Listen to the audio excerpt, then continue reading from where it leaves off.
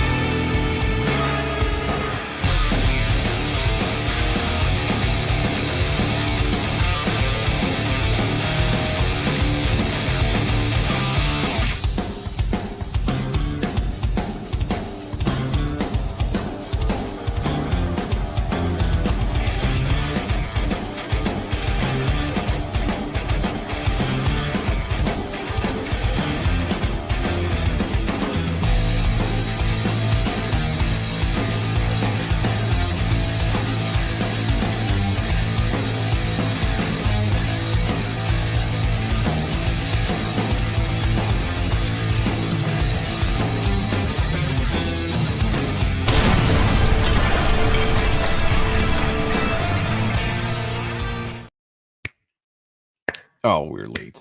We were late. I was on time. Were you? I think I was on time. I can You- see everything. No, I can no. see everything down here. Like that was me right on time. You Isn't it? look, you were here and I was there. I think. All right. We'll let the All right. chat vote on Yeah. who was actually on time. I'd say we're trying to stream over to Instagram again for the first time in a little while. I do see, I believe, Marlo Alquiza over in the chat there. So shout out to a fantastic inker, an inker that is going to be working on Reaper Destroyer issue 2.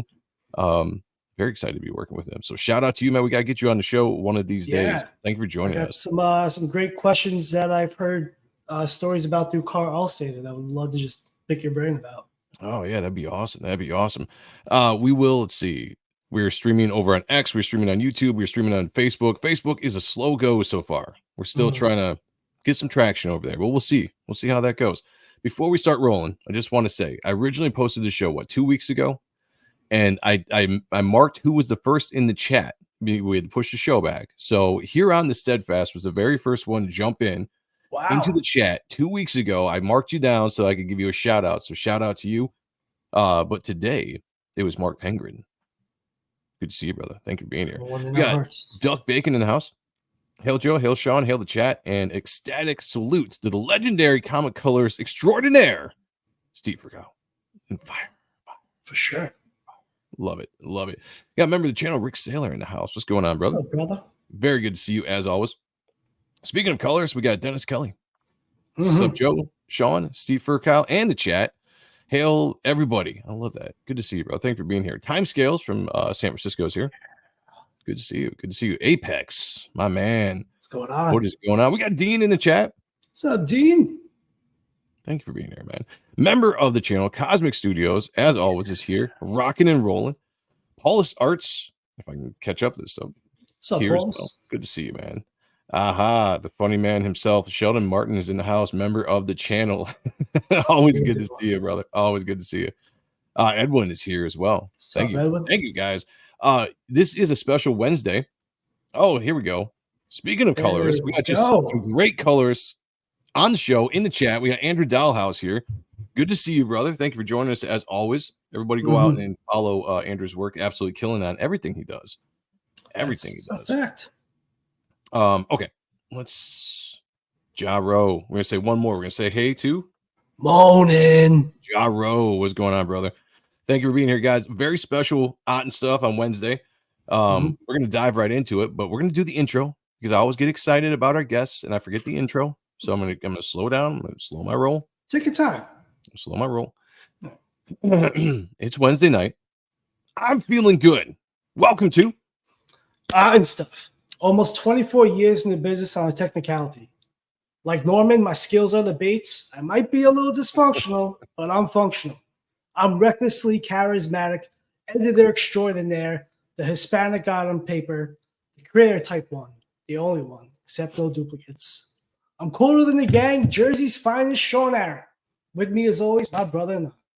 very talented, very sexy, very distinguished, always narcissistic, but never vain, staunch defender Rob Liefeld, and Gina Crown, and lover of all things 90s. Joseph Michael Sonntag, or Joe M Sonntag, if you prefer, as the Pope likes to call me, JMS.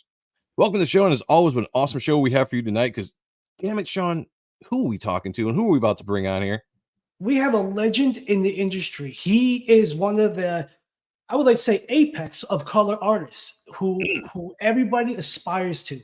When digital coloring was coming into the game, he brought an artistry to the format. He made everybody step up their game, and even colorists to these days aspire to be what he could do to the craft. I am just kind of overwhelmed to get to ask him so many questions, but please bring on Mr. Steve Firchow. Let's do it. Welcome, Steve. How's it going? Hey guys, how's it going? Good to be here. Great. Yeah, that was a pretty amazing intro. Now I got to live up to all that. Yeah. Wow. Sean is the hype guy, as we call it here on the channel. Like he does a fantastic job bringing everybody in, especially when there's a guest who we're extremely excited to talk to. Yeah. And it just makes it even that more easy, to jump in off the cuff. Let's go. Yeah. Rocking and rolling. Everybody's excited to hear. Apex says, I remember Steve on Mortal in late 90s. Yep. Yep. That was me. got a lot to say about that, but Well, I mean, we can definitely dive into it, The show, like we like to say to all our guests, this is your show tonight. We're just here asking annoying questions and being silly, but this is your show. This is you run it, you control everything here. Oh, that's not good. Well, it's pretty much a bunch of, hey, you remember when you did that? Yeah. So I just clicked over to the public chat. It's going to be hard for me to catch all of this, but you guys can help me with that. Oh yeah, definitely. I will bring up anything that looks like a question. If there is a question we can't get to it because we're talking, I'll just star it and we'll ask it towards the end of the show. But yeah, I'll definitely be bringing this up. I man the chat for the most part. Sean sits there and looks pretty and asks the good questions. So yeah. I got the better end of the deal. Yeah. Yeah. All right. So I'm just watching this and I see a duck bacon. Oh yeah. And so I was working away this afternoon and suddenly my phone just started buzzing. And duck bacon went through my entire Instagram, liked every single fucking image. That's right. That's what's up, duck bacon. He's getting ready for the show tonight. Thank you for that. I appreciate that. Very cool. That's awesome. That is awesome. Yeah, guys, if you have any questions, feel free to throw it in the chat. I will start if we can't get to it right away. I'll put it up so we can get to it later. Absolutely. If you want something to come in right away, obviously send a super chat and we'll definitely do that. But we aren't going to have a crazy long show. So we're going to jump into this so we can conserve our time because we usually end here about would be 11 our time. I think 8 Steve's time. So we're going to try to stick to that and be courteous to everybody's time. All right. Sean, I'm going to throw it to you. I'm going to say hey to the chat real quick. I'm going to throw in shout out to the Core 20 and everything, but the show is yours. All right. So, Steve, how did you get into the world of comics? What inspired you? Who motivates you? What gets you through a day of being an amazing illustrator? What's your origin? Okay. So comics, how did I get into comics? That's kind of a winding trail. I knew some people, and one of those people was Scott Clark. He worked at Wildstorm. I did some, like, back when I was still in college, I did some color over his drawing. before he got to Wildstorm. This was all with airbrush. He got hired there. I came in as a colorist back when we were doing color guides with markers. I worked there for a year and a half, and then moved over to Wildstorm, Top Cow, and worked at Top Cow for a while. Few years, Sean, this is where my brain starts to. Okay. I told you. So that's how I got into comics. Ask the question again. Okay, so what inspired you, like to be an illustrator? Who specifically? What made you pick up that airbrush or that pencil? Got it. So that's a similar question. I have a degree in illustration. I started painting when I was in junior high. My dad had a set of oil paintings and set of oils, and I, just out of the blue grabbed them, and it was fun. I liked it. I liked what was coming out. I liked being able to, as rough as it was, sort of visualize and realize the stuff that was going on in my head. So that's still, that's still the inspiration. It's like, there's all that stuff happening up there, and being able to realize that, and either whether it's putting on the computer or putting it on oil painting. Oh yeah, look at that. So it's just he just chucks it. He just throws it over there. Like that's the inspiration. Okay. But so to answer your question about well, I don't know if you asked this, but artists. So initially, I was a big fan. I'm still a fan of the Hildebrandt brothers. And then it was Michael Whalen. I didn't see Frazetta's work until probably 2 or 3 years after I was making art, and of course his stuff just completely blew me away. So, and of course, there's dozens of other illustrators, artists that still inspire me. Obviously, a big one is still Silvestri. Yeah. That guy is still pretty much my favorite comic artist. Yeah, mine too. Partly because the energy, he's got the energy, and he's got the ability to draw everything. So, all right. Did that answer the question? Yeah, I'm pretty satisfied on that one. Okay. I was going to say, well, since you brought up Silvestri, obviously, so being a 90s kid, I was really big into Image Comics, very big into Top Cow at the time. So everything that was going on in the 90s, I followed Silvestri's work for forever. I brought this up on the channel quite a bit over the years when we've looked at various artists' work. But we looked at the new X-Men run that you guys did a run on. And I have to say, and I've said this before, that that's probably my favorite work from like all three of the big names that were on that project. But just focusing on what you did with the colors, like I absolutely loved the color palette you did in that book. Like it just popped so well, like the uses of the purples and the greens and like all the stuff that you used. It was such beautiful work. I mean, we did a complete show on it and looked at every single page of that run, and just we had to always give you a shout out. Yeah, we always had to give you a shout out, because we have a show on Mondays called Appreciating Comic Book Art Live, which all we do is we sit there and we look at comics and we just talk about the stuff that inspired us, But we had to stop and constantly give you a shout out as well, even though we were looking at it specifically for Silvestri, because the colors were just incredible. Beautiful. Do you remember at all, like why you went in that direction color wise, like what it was that storytelling wise that pushed you in that direction?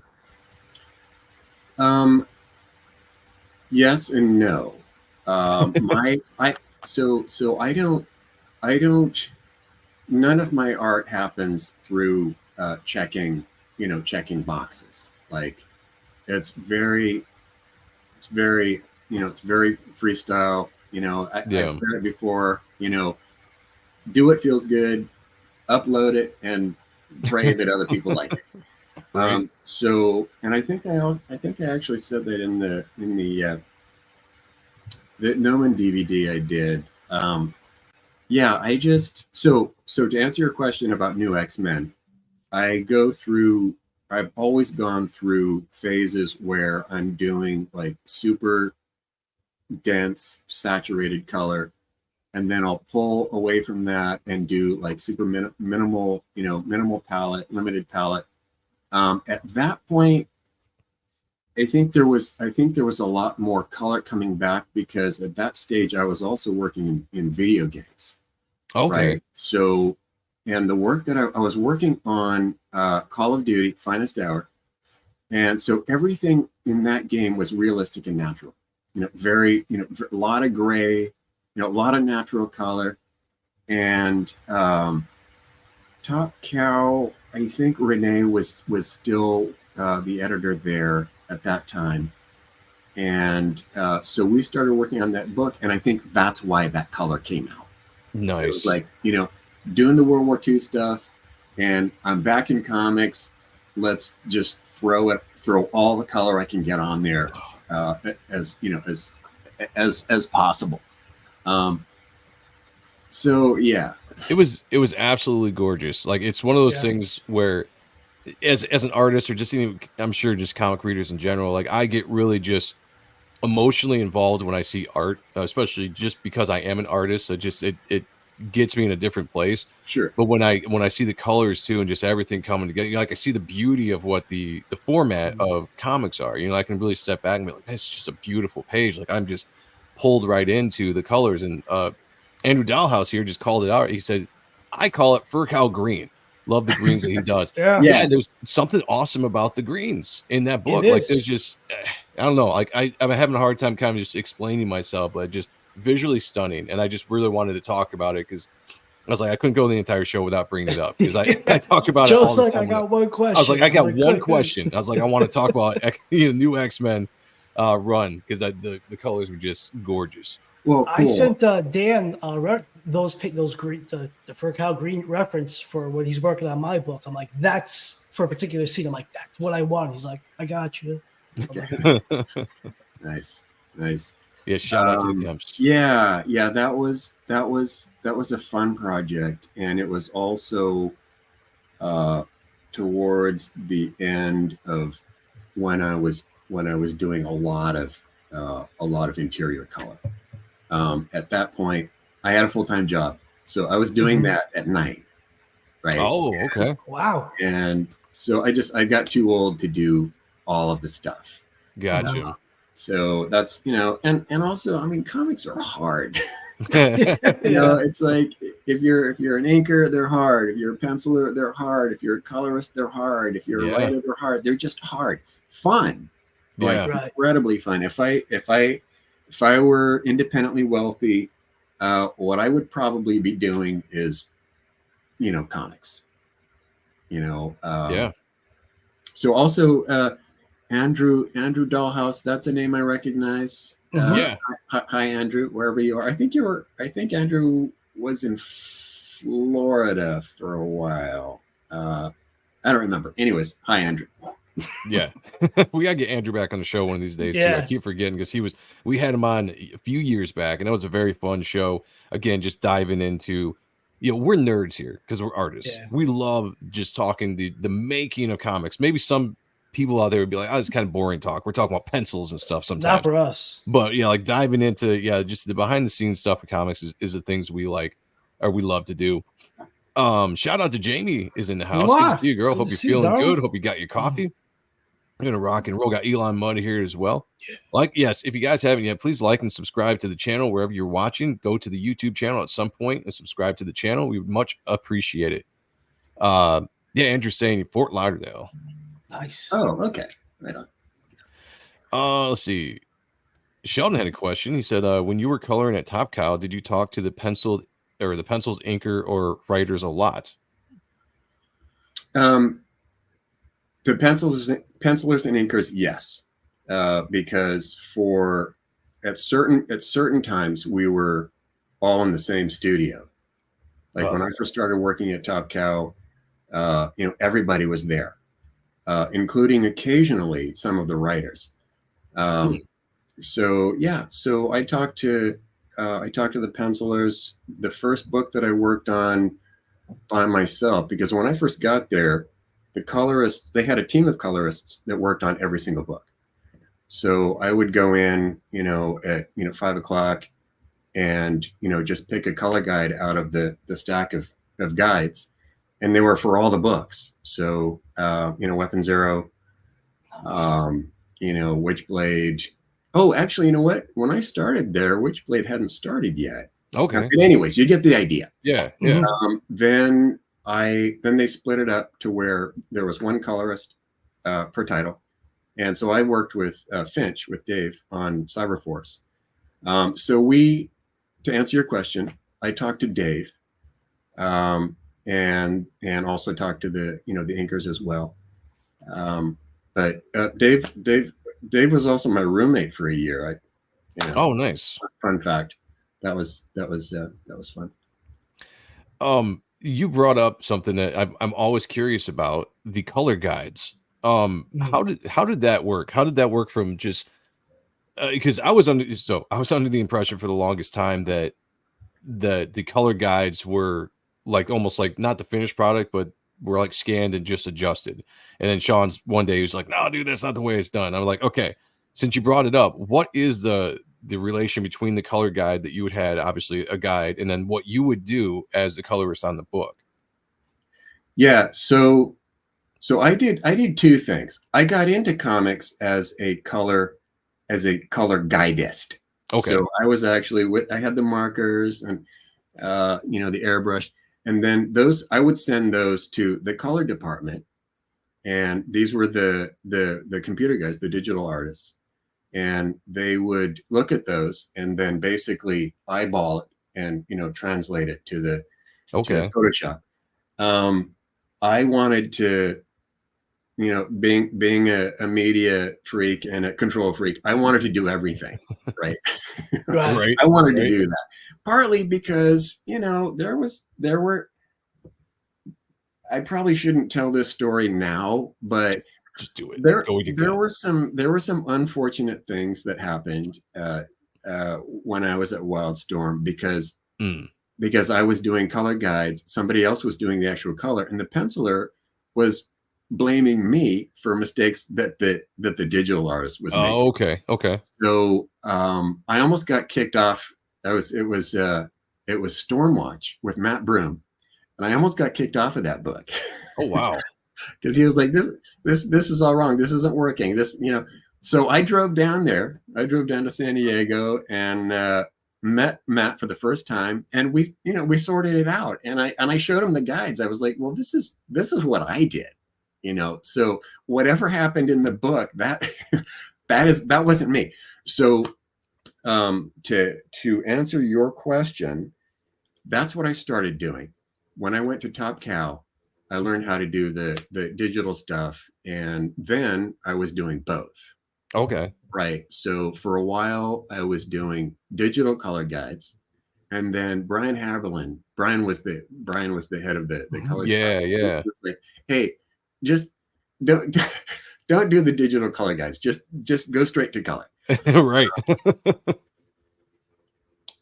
Help me, Sean. Okay, so you took from traditional color guides into digital, and you're doing digital color guides, and then Brian's like, "Nah, stop! You're just go right. This is in where color. you need to focus. Yeah, just go straight in color." Yeah.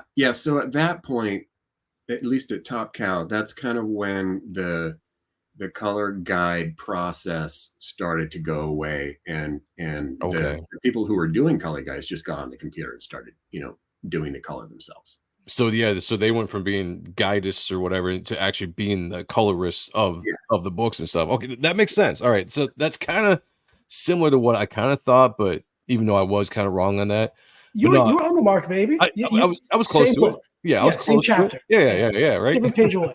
Yeah.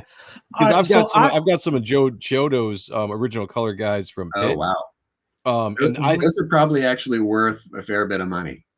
It's awesome to see, I even we had Dale Keown on once, and I was showing him that I had it, and we were showing it off on stream. It was just kind of cool to see the in-depth aspect of, like you said, the markers or whatever it is that you guys use for the color guides. I'm trying to collect a lot of those because I love it. It's just really awesome to see that process. Well, they're they're collector's items, and they're kind of part of a a technology that has gone away. So Yeah. they're just going to get, every year that goes by, they get rarer. Yeah. Because that's how time works. Anyways. You got Chuck Gibson in the house. Good to see you, What's Chuck. going on? Good to see you. All right, Sean. Those right, are my so- questions. I'm going to jump All back right, into so- the chat. I heard through the grapevine, which is through a friend of ours, you teach kids color theory through Play-Doh. Can you explain that and how that Oh, works? that's wrong, Steve. Oh, That's Steve Olaf. You tell Dan to that stop he asking needs to stop bad smoking. questions. I Yeah. think. Okay, so hang on a second. I think it's Steve Olaf. It has what to I be. do know for a fact is that it's not me. We're going to get Thank back you, with Dan, Dan. for making me look like a Yeah, like a- you're gonna be like, Dan, you gave me 2 questions so far. Wait, no, Shelby was the first with the wrong. Shelby was the wrong first. book. Wrong Dan book. gave the wrong question. Yeah. Come on, Yeah. Dan. Damn. Yeah, All right, that's it. we're professionals here. He's fired. Yeah.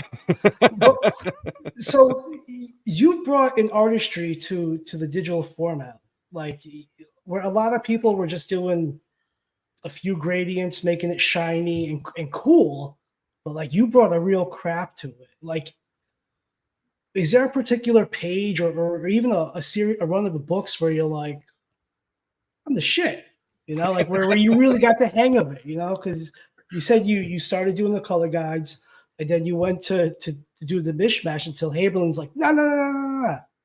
This is where you need to be. Yeah. No, that's Okay. I'm the shit is not how I'm wired. Okay. I like what I do, and there Right. are times when I'm like, and all artists are like this.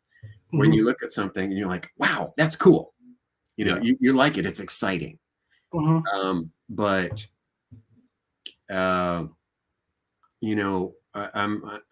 all artists are okay. So most artists are their own worst enemy. Facts. Like there are some artists who really think that they're the best at everything. They're sociopaths. Exactly. Um, Exactly.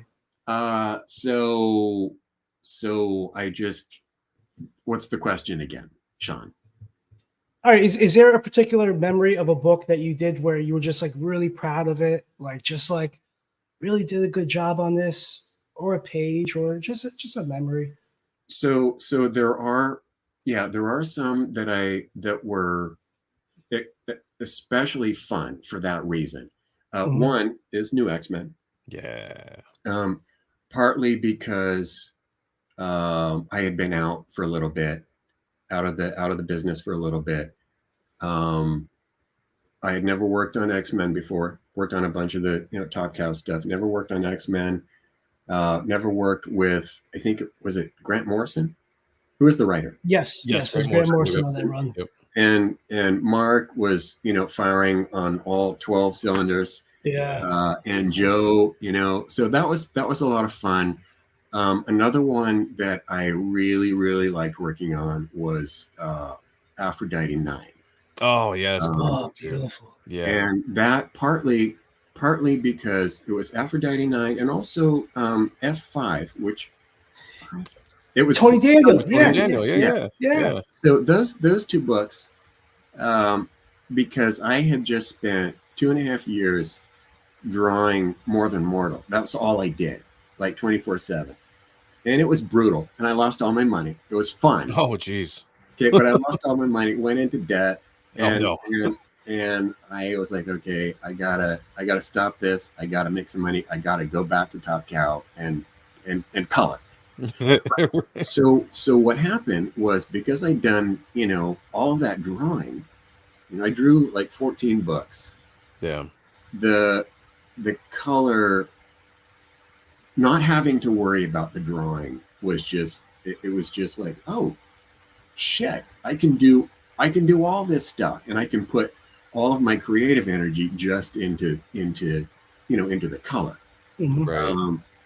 So I think that's why those 2 books were extra you know, it was like, I think it was like a leveling, you know, it's like wrapping the halves, you know. Now, have you thought about writing a book? Since we're Writing? trying yeah, or putting out a how-to, like, because that would Oh, be so familiar. Well, I mean, like a how-to colors. you know, I did the gnomon thing. I've done a couple little tutorial things. I've helped people with, you know, with stuff, but I've never put it all together. And I think I could probably do it now. Part of the reason is the technique that I was using in the 90s. I don't do that anymore. Like in 2019, I did some stuff. I quit my job in Seattle, moved home, quit my job without having another job. Ran out of money. I was like, oh shit, I need to do some coloring. And weirdly, I couldn't get work. That's crazy. I couldn't get work, and I was like, oh wow, so this is different. Because I thought I could just, you know, stroll back in and, you know, and work. So when I did get work, I got some work from DC. It was, oh God, what was it? Red Hood and the Outlaws. Okay, yeah. Yep. I did some issues of that, but I started working on that project, and I was like, oh shit, I don't know how to do this. Wow. I literally couldn't remember how to, you know, do the, you know, this cutting the masks and the selections and stuff. So I was like, you know what, I'm not going to even try to do that. I'm gonna treat this stuff the way that I would, you know, do my, you know, my concept art. Yeah. And just, you know, paint it that way. So that's actually how I, you know, that's how I do all of my coloring now. So that's a roundabout way of saying yes, but if I did that book, it wouldn't just be about color. It would be about color and light, obviously, and composition and all that, but also changing surface, changing the surface technique to fit what you like, and also to fit you know, what the you know, the current audience is looking for. Okay. Because I like the look that I was doing in the 90s, but you know, like I said, I can't do it. Okay. Yeah. But there are a lot of people who were doing variations of that look. So it's, you know, obviously it's still relevant. It's funny because so on my book Reaper Destroyer, I work with Dave Kemp, and when we were talking, I brought him on as colorist after I parted ways with the original colorist of the book, and we were talking about like, what do you want it to look like? And I was telling him, I was like, I really kind of want to have a 90s feel without it being like a retro book, you know, just because my art kind of reflects 90s and all that kind of stuff. And I told him specifically, I was like, I kind of want to do like a Steve Firchow-esque, you know, I was like, obviously you're your own colorist, so I want you to do your stuff, but like that's the aesthetic that I'm looking for, because I would always reference specifically you when it came to a lot of colors, because I was just such a big fan. And you know, Dave was really good. He was like, oh dude, he's like, I love Steve. And he's like, yeah, he's like, I could definitely do, you know, some similar things, you know, like all this kind of stuff. So it was really kind of cool, and he kind of captured that style, still like an updated style, and you know, had a little bit of stuff that he might have you know, been inspired from by you. But it's yeah, I get what you're saying for sure. Sumo Authority question says, does Steve still do traditional mediums, or is he moving towards the digital? I'm smiling because I'm actually it's coming full circle. Yeah. So I switched to digital for my own illustration, you know, for freelance work in 2002, and that's basically all I do for my jobs. You know, it's all digital, but I've never stopped painting, and I'm getting to the point where I want to, you know, stop doing. No, I'll never stop doing the digital stuff, because it's so much fun. There are aspects of it that are really, really fun, and that are just conducive to to creativity. But again, this is what I'm after. This is what I'm doing. I love that. Wow. So it's on, Oh yeah. it's on Masonite, and I got my setup back there. There's 2 more over there. Nice. Absolutely So beautiful. the question was, am I going to switch to digital? So I'm smiling because that's mostly what I do. Nice. I want to switch back to the traditional. Guys, I'll have to drop a link here. If you get a chance, you can go to Steve's website, and he's got a ton of the examples of his art and stuff that he's worked on. Let me actually drop the link here in the chat so you guys can go check it out. Beautiful. Just And while we're talking, astonishing. I'm going to bring up some stuff and just show off a little bit while we're continuing to talk. Here is his site in the chat for you all. If I spelled that So right. let me say something really quick. You guys are all comic fans, illustration fans, and when you go here, you're going to discover that I don't have any coloring work on my site. Really? No.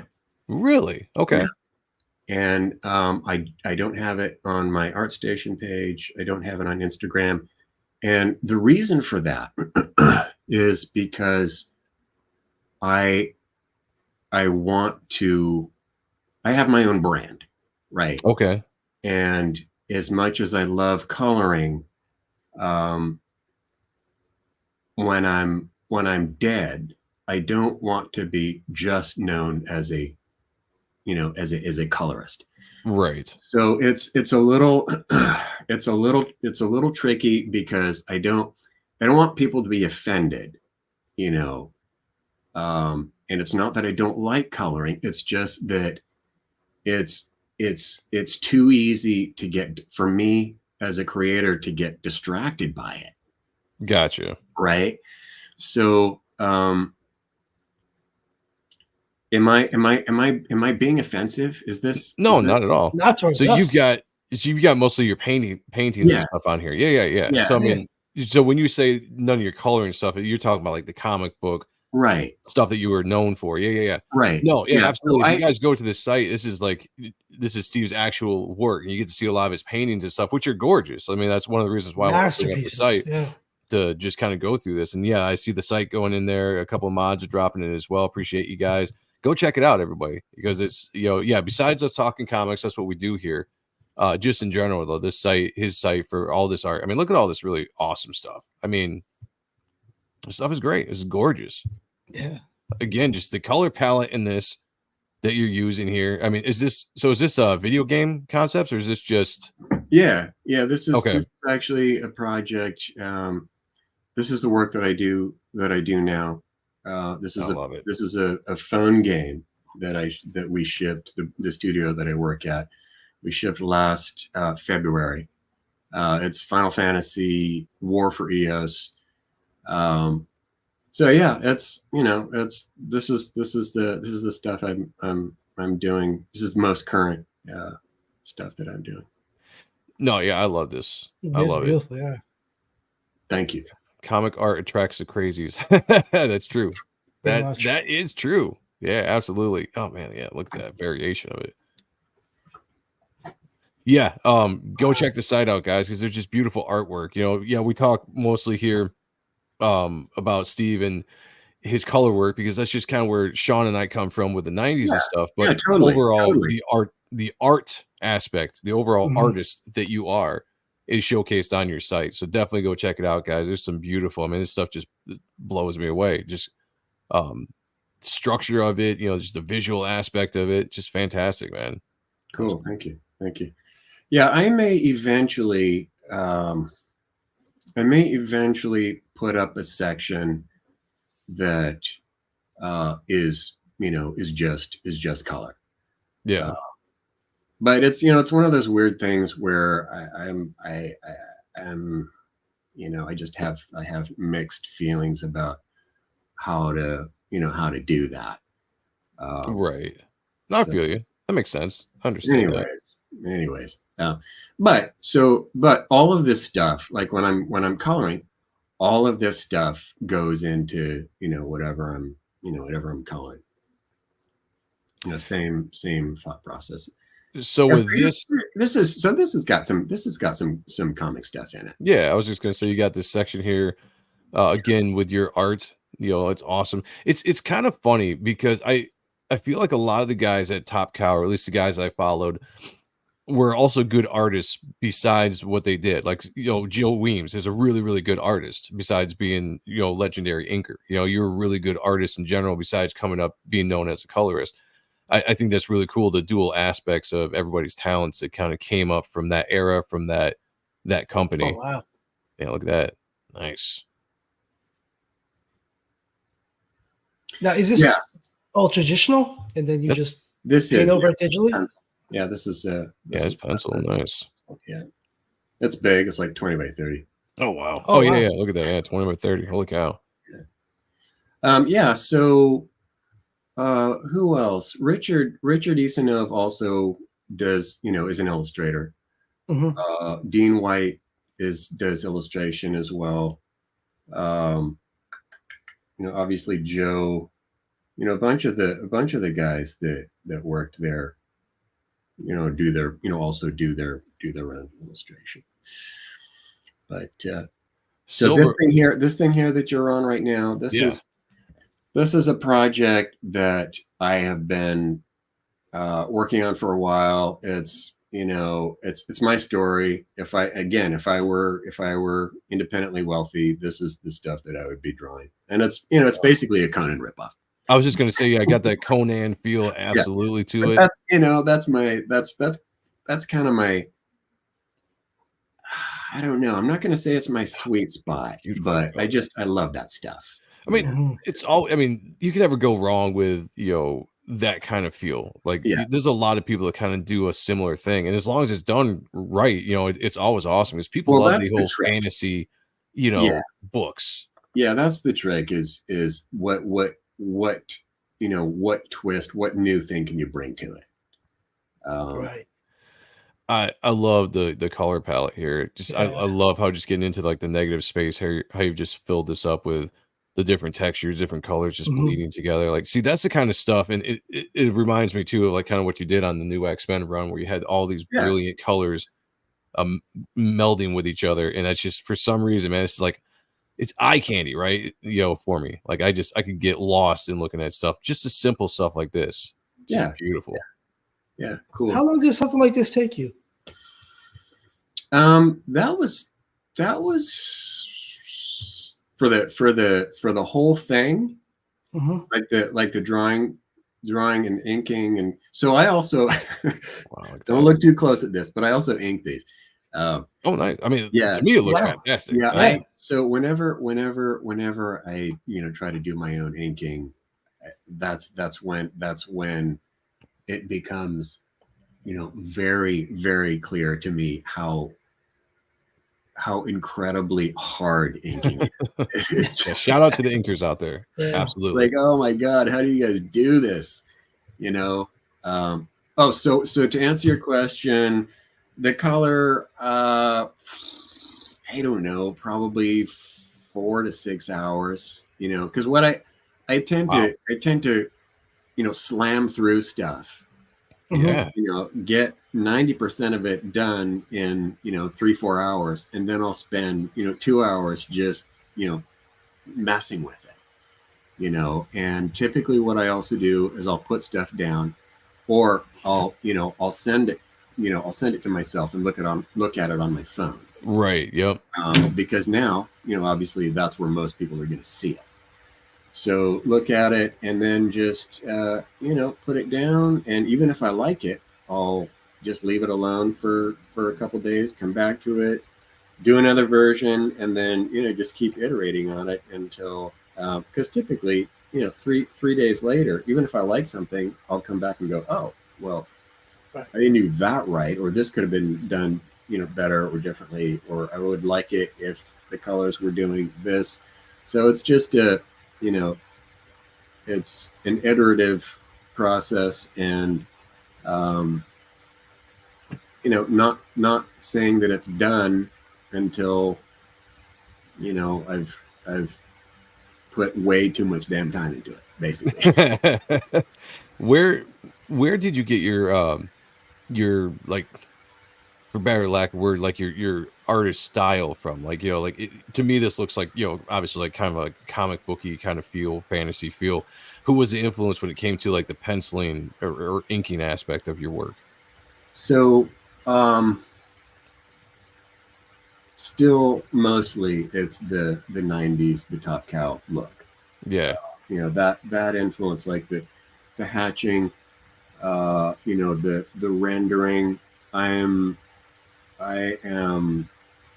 use a much more organic, fluid line than most of the guys who were working at Top Cow at the time, and I think that's something I do a little bit differently. But it's still a lot of hatching. These images here were basically a reaction to that, because there's almost no hatching. I was There's just saying, almost a no lot of hatching. solid blacks in this. Yeah. Yeah. So this was kind of, because what happened was I did 3 other versions of these images, like this one, and then there's 2 other ones.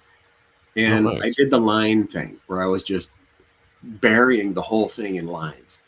And I got it done, and it wasn't, well, one, I didn't do the lines very well. So, and it was cluttered and weird. So I was like, okay, you know what? I'm going to just clean all the shit out and reduce it down to just the biggest, black shapes.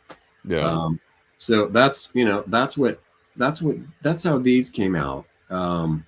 So there wasn't really a particular artist that influenced it, but obviously there are guys that do everything with just blacks.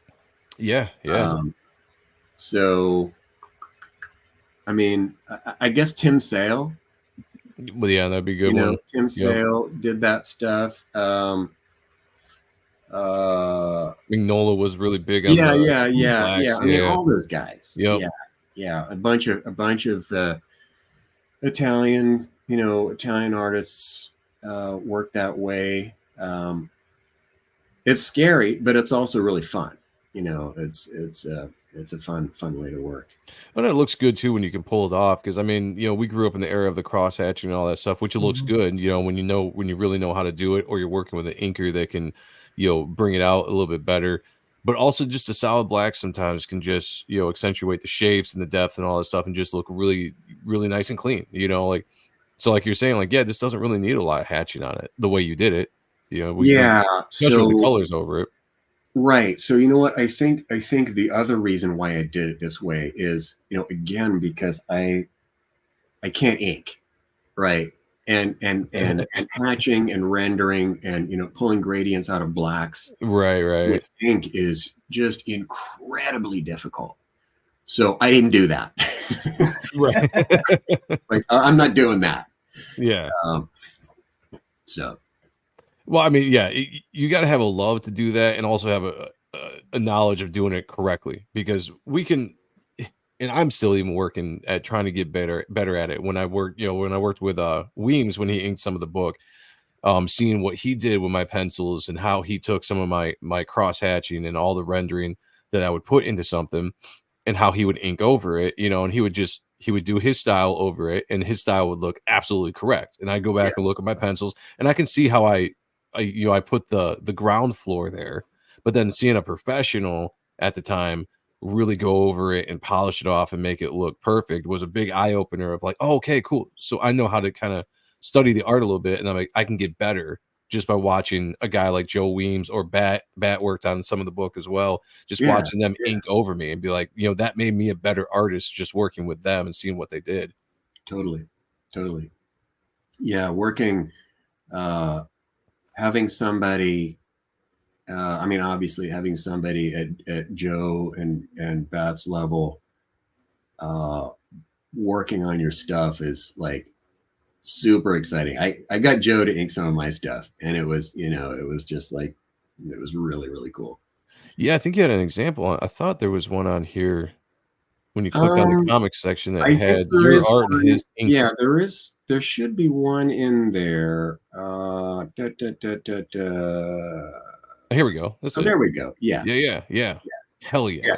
So I did for that one. I did a layout, and I I marked where I wanted all the blacks, but Joe did the finish, so Okay. he added a boatload of detail into the backgrounds, into the buildings, Okay, yeah. and then he also did the rendering. Also, fun or not so fun fact, depending on your point of view. Dave Finch also worked on this one a little bit. Okay, I was just gonna say So if you look at the face, like yes. particularly the lips. Okay. So Dave and Joe were working on something. I think it might have been Aphrodite 9. Okay. And I went down to Joe's place for whatever reason. I can't remember what for, but probably because he was inking this thing.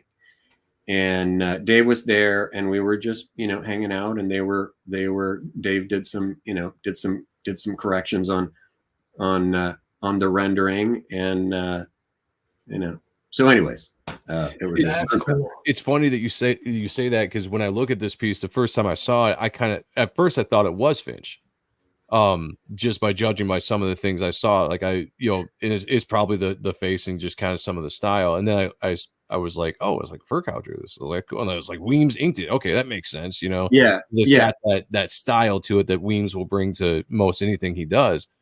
But yeah, I love this. I mean, it's absolutely gorgeous. The fact that you guys got to jam on that, and just a little bit of a Easter egg that Finch also had a part in this. That's pretty cool. I love that. So if you go to my Instagram page, I've got the finished color, and also a photocopy of my layout. So if you're really interested in what I actually drew, it's there. It's out in the wild. It's public. I'm gonna see if I can find that right now. Sean, back to you. Yes. How long did it take you to color this? And I actually colored it twice. Okay. Colored it once and lost the file and had some prints, and then I liked it, so I was like, you know what, I got to recolor. To answer your question, 10 hours. Okay. 8 to 10 hours. Yeah.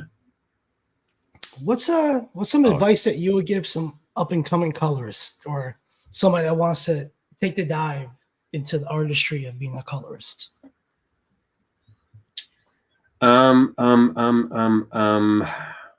Oh, there we go. There it is. Oh, Yeah, Right, I can definitely see that. Okay, so I can see. Yeah, that's really cool. Yeah. Yeah. So the thing on the left, the bones are all there. Yeah, the Yeah. structure's all there. The outline for the buildings is in there, but Joe filled in all of the noodly details and did the rendering, and then Dave actually changed the face, changed Yeah, the I can mouth. see that. Yep. mhm. My expression, I had more of a, who is his name? Brian Hitch. Okay. So at this time, obviously I was influenced by Dave, because he was my roommate for a while and I loved his stuff. But I was also looking at Brian Hitch, and he did his faces a particular way. And so that's how we did the face. And then Joe and Dave countermanded my face and and changed it, which is great. It looks great, but I would say they both look good. I mean, I actually like your face. It's a lot cleaner. I'll it's say different. It's It's a more pugnacious. It's like his jaw is kind of. Yeah. Yep, I can definitely see that. And I actually, honestly, I like your face. Like, that's just seeing the original pencil there. I really dig that.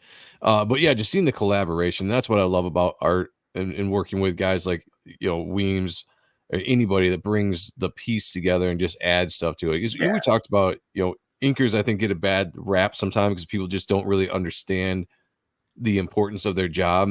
You know, if Yeah. you're a really good inker, you're finishing and you're adding to the piece to bring it all together. And there's so much stuff that the inker will bring to the art, you know, that needs to Totally. be absolutely celebrated. And that's a really cool example you got there. So, your question, Sean, about new colorists coming into the business. Yep. I don't know. I would be terrified if I was trying to get in now. It's so different. I guess the thing that I would say is, you know, hope to make money, but Yeah. have it's got to be fun, you know. It's got to be fun. And you know, I've said this to people, to actually a lot of people recently. If you need to work a day job to keep your bills paid so that you can, you know, have fun making art, great, you know. Right. Great. It's like,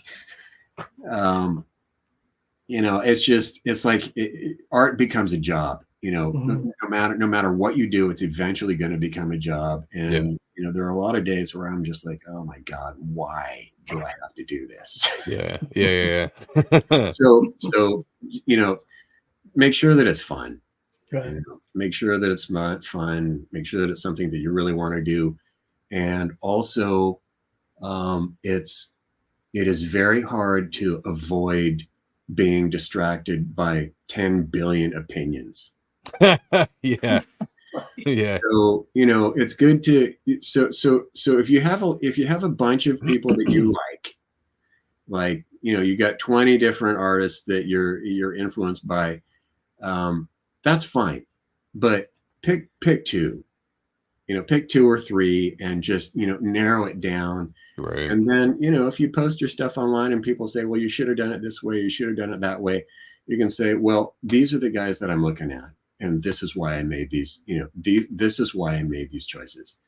And then, you know, let the chips fall where they will, you know, because, you know, the harsh reality is that 95% of the people on planet Earth aren't going to like what you do.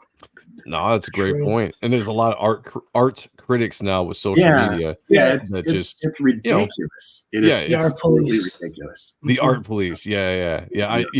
I always tell people, like, you know, just nod and say thank you, you know, regardless of whatever you feel. Like, if they have something to say and it's even negative, be like, well, thanks for the feedback, you know, and then just overlook it if it's not like helpful feedback criticism. If someone's like, hey, you know, work on this, you could do this to make it a little bit better, that's fine. I like that. But if someone's just like, hey, this is off, and they give no, like, yo, No structural, no like, structure, opinion no opinions, help you just they grow. want to dog your art. I'm just like, thank you, appreciate it. Goodbye. If you don't like it, okay. Yeah, you know? like, what am I gonna do? You know, like, sorry you don't like it, you know, about your day. Yeah, that's a good point, Joe. It's having, you know, having something constructive to say, you know, just having, you know, taking the time to give the person, you know, real feedback. You know, that's valuable.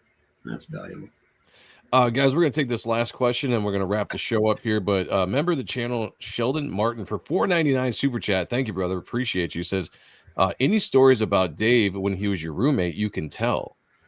Oh no. He's like, we're gonna keep that hidden. So I lived with Dave between, oh God, when was it? I think it was February 97 through about February 98. And he was very cool. I don't know if you guys have met Dave, but he's super I haven't chill. had a chance to talk to him yet, but it's Super cool watching chill him on the dude. show. Yeah. But I will tell you this, that dude, he had the I thought I was a slob. That guy's room was like, what, like, I didn't want to go in there unless I had my fucking elephant gun. It was crazy. It was crazy, but That's he awesome. was a very, very, very good roommate. Nice. Jaro said, "Damn, the hour flew by." Also, It did. also, It did. I'll tell you Well, yeah. this: Yeah. he had great porn. Oh, even better. Oh, Even all right. better. You know, that's what roommates are for. you Yeah. know? Yeah, Finch is a nice guy. I actually forgot. I did get a chance to talk to him once on Jimmy Reyes's show 4 years ago. He was a guest on, and I actually got to jump on for about 5 minutes and ask him a couple questions. And he was really, really nice about it. Guys, we're gonna jump off here in a second. Before we do have we are comic book creators. We do have books out. They're crowdfunding right now. This is Sean's book, Type 1. Yeah. Everybody go check it out. Don't be a bum. Back Type 1. If you like books Cool. that we talked about earlier, like Weapon Zero, Guyver, stuff from cartoons from the 80s and 90s, this book's up your Yes. alley. If you like Mayan and Aztec lore with the 9 Lords of the Night, this book's for you. Working on pages now, and I'm just having fun getting back to traditional penciling. Nice. Like how Steve Nice. said he's going back and doing this. I'm in that same route. Like we I've have been working on Benitez Sean to get back to the original traditional Yeah. pencils. Let's go. Yes. So Cool. I've just been doing most of my layouts and pencils and traditional. I'm just having a blast. I'm falling in love with that aspect of the craft again, and I'm having fun. And so thank That you looks everybody. cool, Sean. Now I know who you are because I've seen this stuff. It looks cool. Oh wow! Hell yeah. Oh Hell thank yeah. you. If Yeah, you guys get a so- chance, pick up my cover. It's not really going to be my face, but this was kind of a joke. Well- I still don't have the cover done yet. I'm working on it. I was working on wrapping my book up, so they decided to throw this on here. So yeah, it'll be an actually drawn, a real cover. But pick it up. It's gonna be fun. Yeah. It's gonna be the first time Sean and I jam together on a piece. He's gonna ink it. I'm gonna Ink draw it. it. So it's gonna be really fun experience for us. I was links going to are have down below. Dan color, but since I'm firing him now for giving me bad questions and intel, I love Dan. Shout out to the Kemps. We love you guys. My book, Reaper Destroyer, is out. We are getting ready to wrap this up. We just finished the lettering on the main book. We are sent the lettering out, or sent the supplemental out to be lettered today. So we're gonna wait for to get that back, but I can't wait. This is this is my pencils. This is Bats inks on the cover, the wraparound main cover of the book. Nice. It was absolutely amazing working with a legend like Matt Bat Banning, and just to see his signature next to mine is one of the dream comes true of working on this book. This is very much a 90s inspired book. It's not a retro book. It's not, trying to make a 90s book, but definitely capturing the feel that I feel like we need it in the industry. We need this kind of book coming back in the industry. Dark anti-hero. If you love Spawn, The Darkness, you're going to love this book. But if you buy it thinking it's going to be a rip-off, you're going to be surprised. It's not. It's a very unique story, and I want you guys to check it out. It's kind of under wraps right now. A lot of mystery to it. Got to work with Joe Weems as well from Top Cow. Did the inking on these pages, and absolutely, again, like I said, took my work and improved upon it, and just taught me so much from just seeing everything that he did. The dude is absolutely amazing. We're gonna have to get him on the show sometime. But I do have a black and white version of the book that I think you guys should check out if you like the inks. Let me get down here. Where's it at? Examples. Here we go.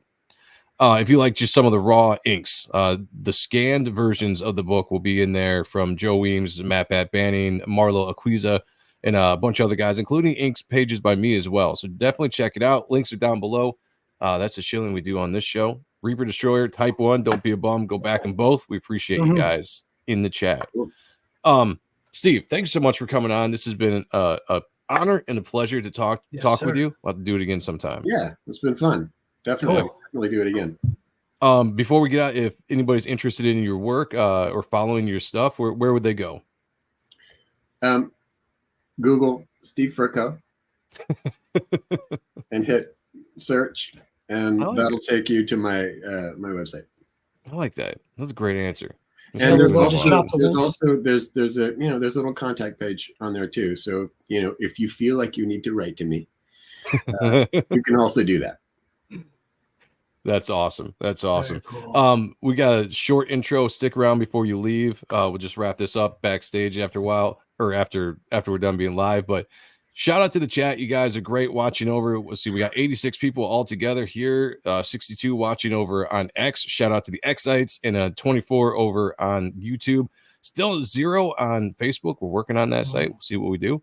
And we had a handful of people over on Instagram as well, but that's kind of hard to track on StreamYard. So, but shout out to everybody wherever you're watching. Please hit the like button wherever you're at. Go to the YouTube channel if you get a chance. Subscribe to the channel. Hit the like button. Comment on the video below. We will definitely engage with you after the show. So, all right, guys, we're going to be back tomorrow night with Kelsey Shannon on Odd Stuff at 10 p.m. So join us. Kelsey? Yeah.